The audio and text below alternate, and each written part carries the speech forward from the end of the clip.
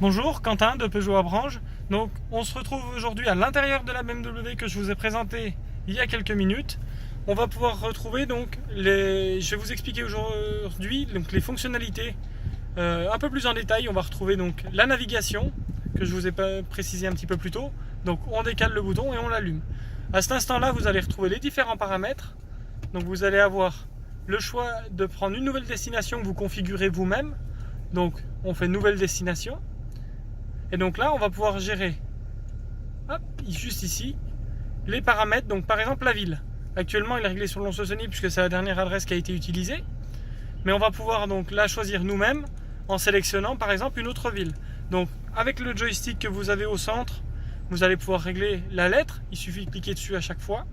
Et donc il y a une prévision des lettres pour vous réduire la sélection et vous simplifier l'usage du GPS. Il suffit donc de sélectionner les bonnes lettres. Par exemple, moi ici, je veux être guidé vers Louhans. Donc, hop, je sélectionne les différentes lettres au fur et à mesure. Voilà, ici, il voit qu'il n'y en reste plus que 2 possibles. Et donc là, il me propose automatiquement Louhans puisque c'est la seule chose qui reste.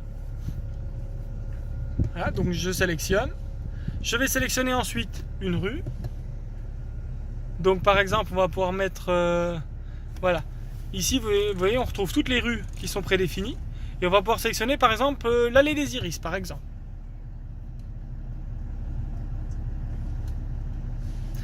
Voilà. Et donc ensuite, si vous avez un numéro précis, vous le sélectionnez juste ici.